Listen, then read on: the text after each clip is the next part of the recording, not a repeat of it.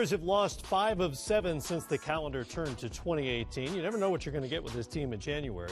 In LeBron's first 2 seasons back in town, it was a turning point for the better. So far, this one has been even tougher than last year's, which wound up 7-8.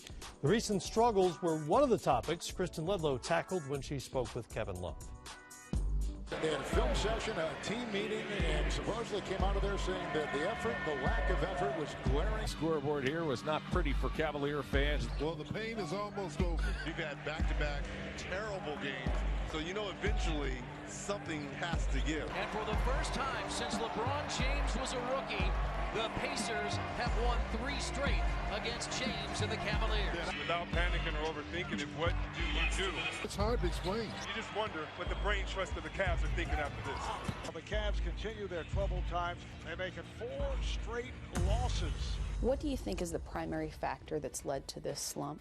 I think there's a couple reasons. Early on, I think it was just communication or lack thereof, and just all getting on the same page. And I think that's something time will heal or cure or fix. But you know, right now we need to just play inspired basketball and work. You know, those are just a couple of things that are easily correctable.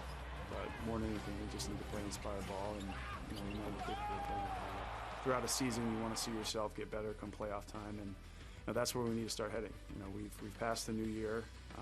You know, we've lost some games we felt like we could have won, but that's where we need to get better, and championship level teams win those games. So 2018, here we are. You know, we need to start getting better and win these games. As Isaiah Thomas will check in now, you can hear the crowd is excited to have him. You know, this has got to be an awesome, emotional experience for him. He's coming back from an injury that plagued him for several months, and he's just getting back into rhythm. He mentioned yesterday getting his legs underneath him. So we're just trying to bring him along while us still playing at a very high level. So we need to find that fine line where we can still have a lot of success and we can bring him along to make us even better. YT, he's a little pit bull. I mean, he goes out there and he's a ferocious competitor, a guy that can score in bunches, puts a lot of pressure on opposing teams' defenses, and just brings that complete competitive edge to our team from the point guard position. So I think he brings a number of things, all those things included, but leadership as well. So it's great to have him as a part of this group and bringing him back and seeing him get back into full stride. What are the challenges, though, presented at playing the 5 as opposed to the 4? It's definitely been an adjustment for me. For the large majority of my career, I played the 4 position. I can't really put a percentage on it, but it's been a lot. And the adjustment for me has just, you know, having to play, you know, dynamic 5, stretch 5s, guarding that position, being in a lot more pick and rolls, being heavily involved on the offensive side in pick and rolls. So there's a number of adjustments that needed to be made early on, but I just keep saying, finding my way. For me, it's been, in some cases, a smooth transition, and some, you know, not so smooth, because there's a number of 5 men in this league, a position that a lot of people said was dead a few years back, where, you know, guys have really stepped up and shown what they're capable of doing.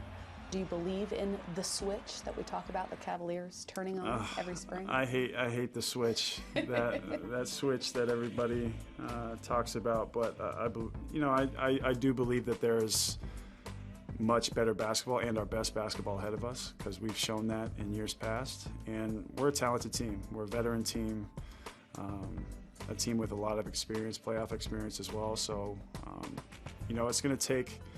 You know, it might get worse before it gets better. We hope it doesn't, but for us, it's you know, hopefully going to happen sooner rather than later.